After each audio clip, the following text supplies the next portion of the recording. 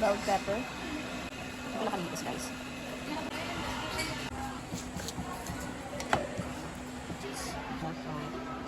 Wala tayong red white vinegar. Ito na lang yung gamitin natin. Pwede na to. Alternative. So, maglalagay tayo ng 1 tablespoon.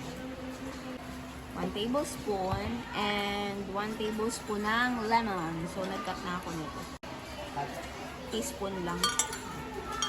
Then, we're gonna put salt, pinch lang. 1 pinch of salt and 1/4 ng dried oregano. So, we're gonna mix it all together. Something like that. And, ano tayo ng 1 globes ng garlic. 2 tablespoon tablespoon nga. 2 tablespoon of olive oil. So, this is our olive oil, guys. See that?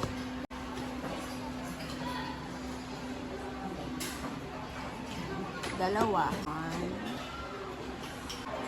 2. So, dalawa na yan, guys. Natin itong dinurog natin na garlic. And then, mix it all together. Natin ang pepper.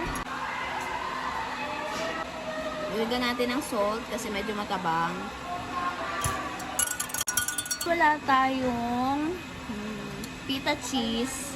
Ito na lang gamitin natin, si Edam cheese.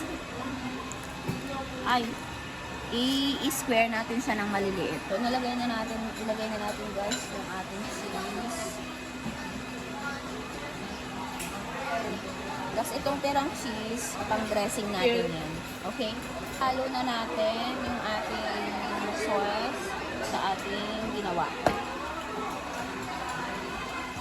Toss natin.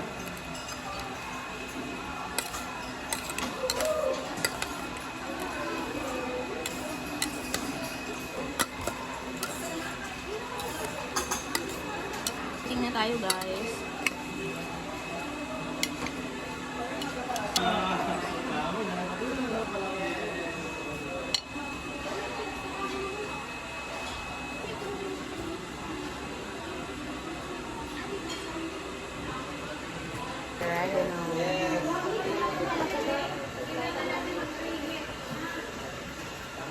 Wala.